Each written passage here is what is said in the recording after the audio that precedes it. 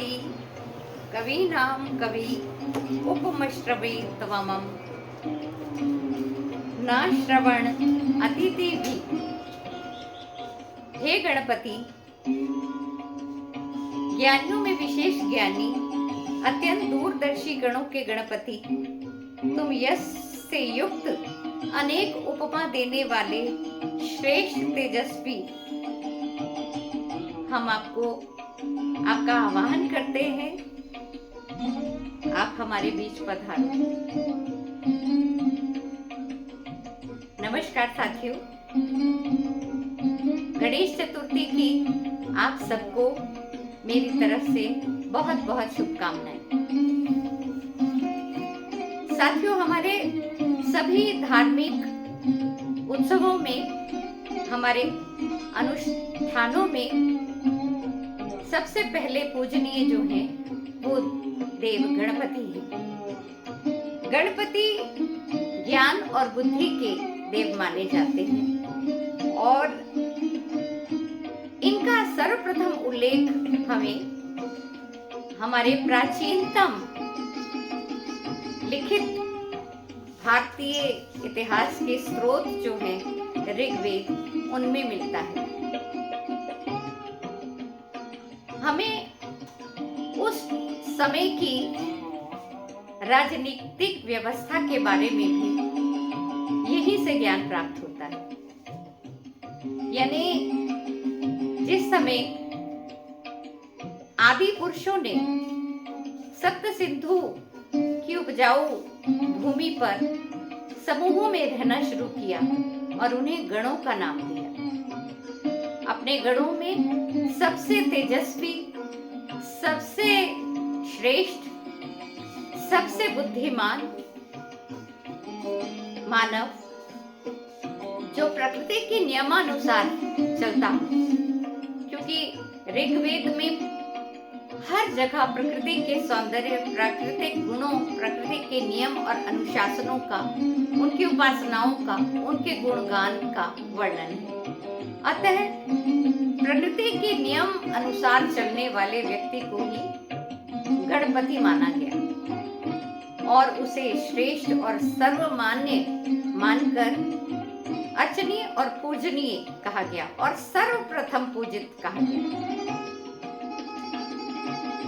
इसका उल्लेख हमें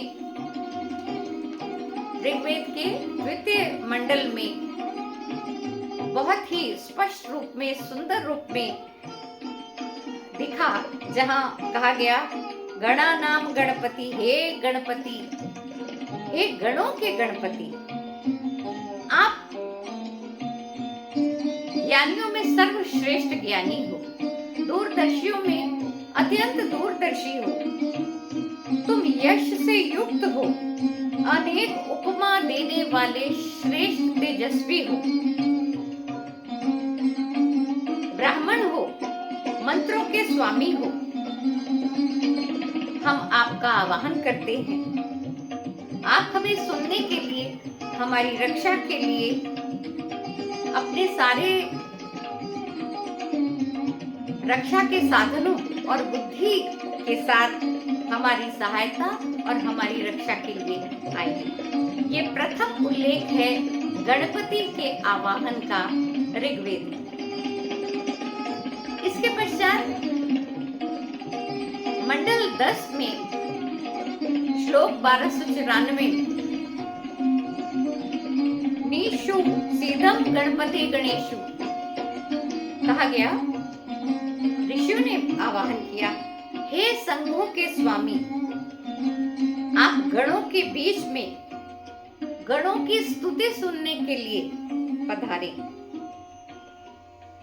विद्वानों के बीच आपको सर्वश्रेष्ठ विद्वान माना जाता है।